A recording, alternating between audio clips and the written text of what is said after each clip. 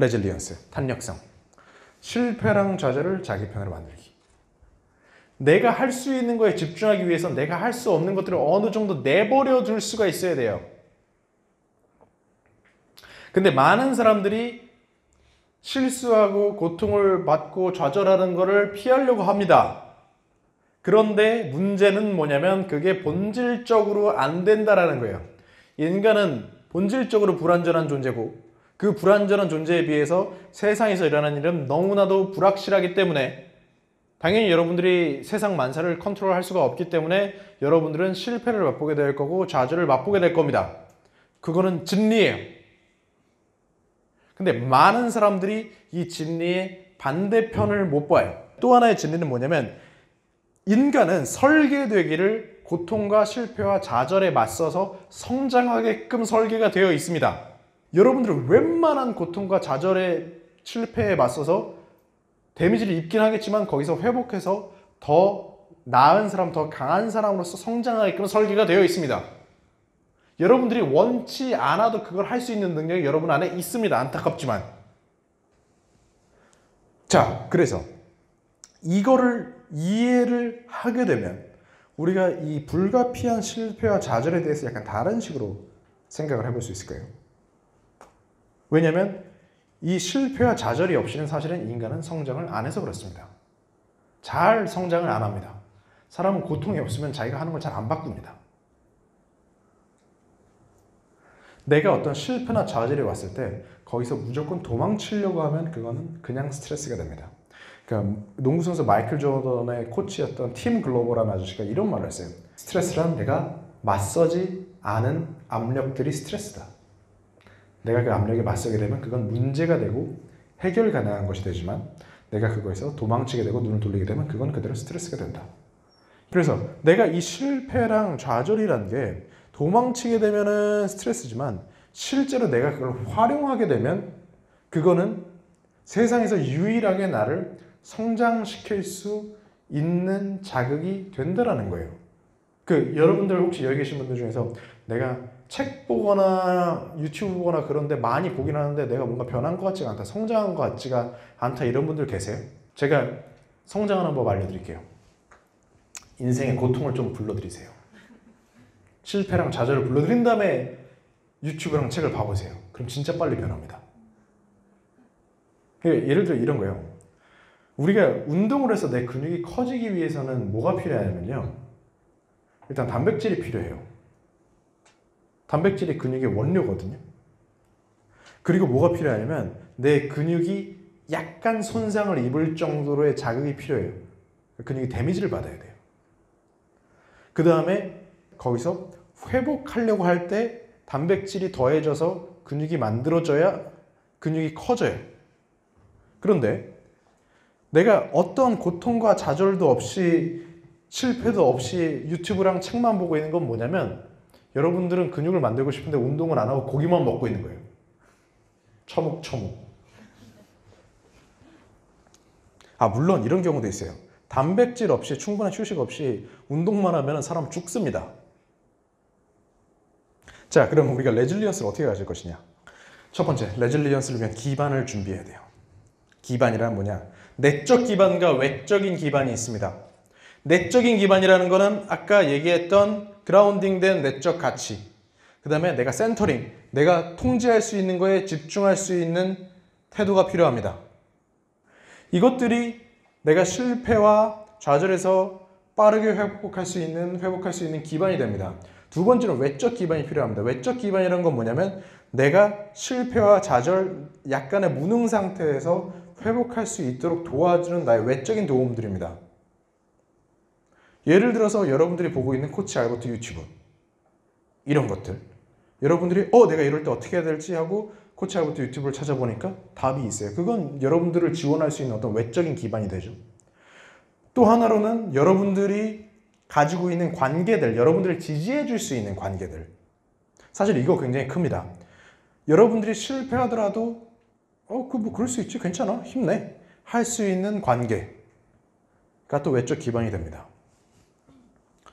여러분들이 돈이 많은 것보다 사실 관계가 있는 게 그 연구에 의하면은 실패해서 회복하는 데 조금 더 도움이 됩니다. 두 번째는 뭐냐? 내가 실패랑 좌절을 재해석하는 거예요. 모든 실패랑 역경은 성장의 기회다. 제가 이렇게 말한다고 해서 그게 괴롭지 않다는 소리 아니에요. 괴롭죠. 아픕니다.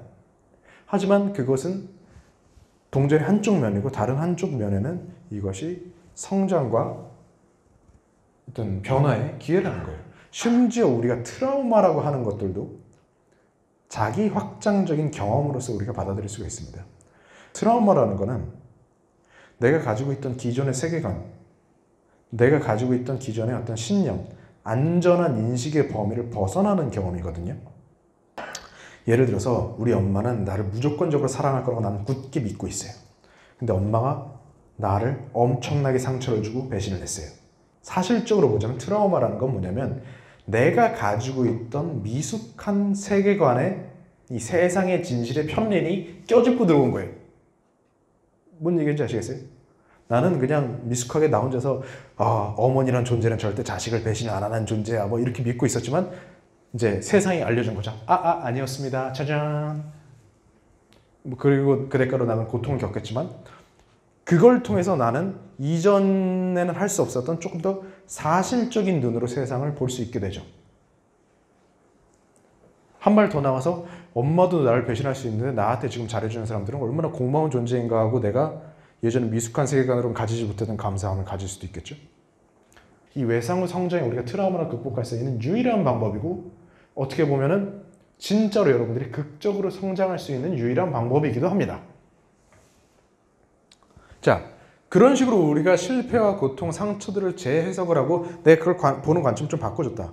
그 다음에는 뭘 할 필요가 있느냐? 내가 이 역경, 좌절에 대해서 조금 주도적으로 허용을 할 필요가 있습니다. 그러니까 내 컴포트 존, 내 바운더리 밖으로 나를 조금 밀어보는 겁니다.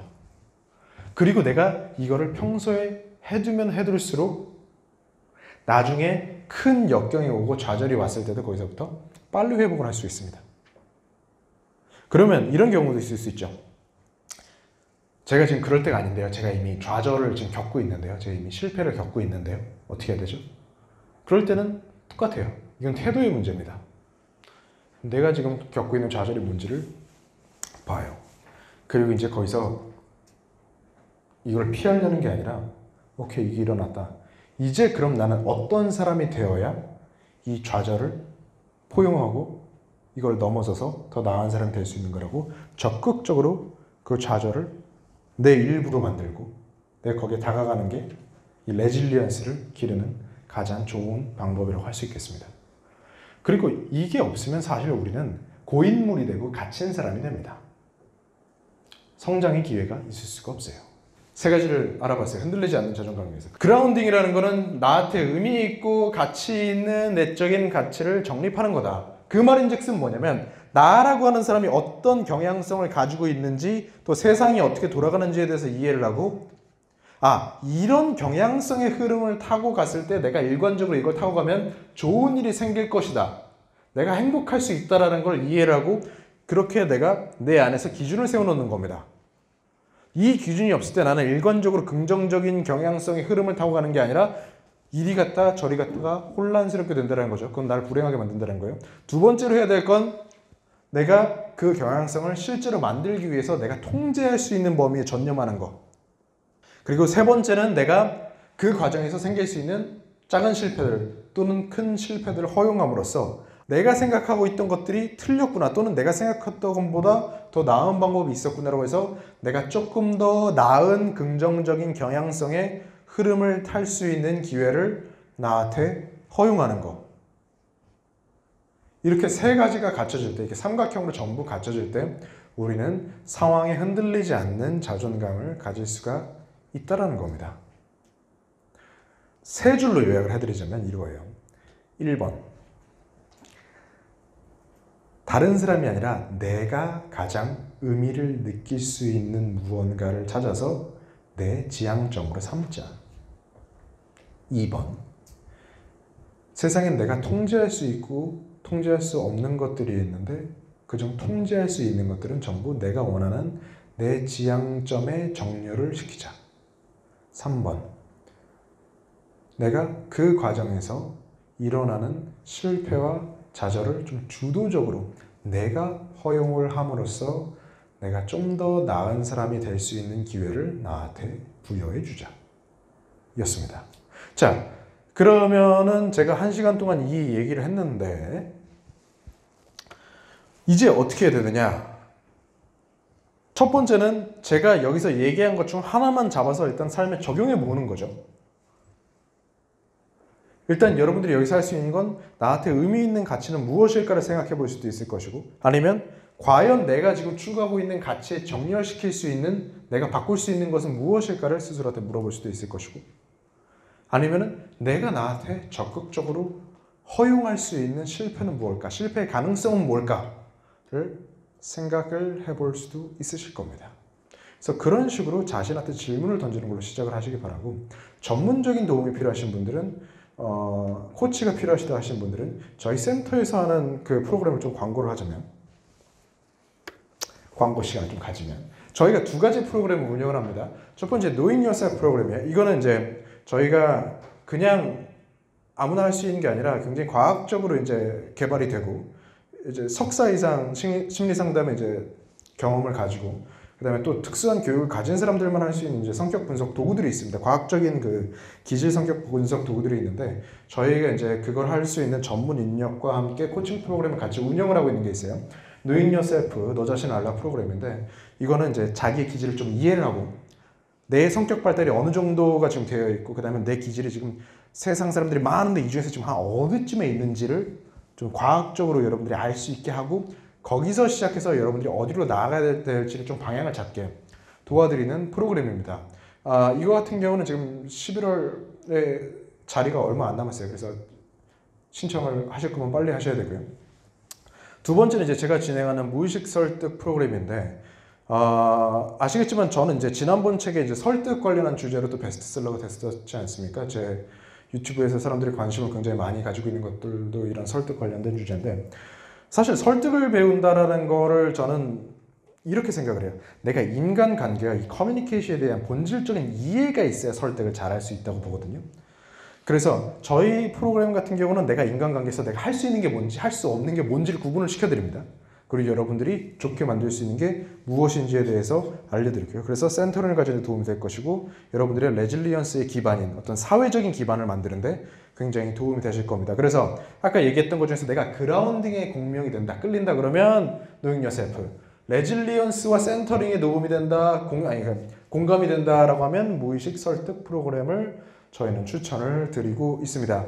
얘도 지금 무제한 그 시청이 가능하거든요. 몇 달 뒤면 그 혜택이 없어질 테니까 서둘러 주시고요.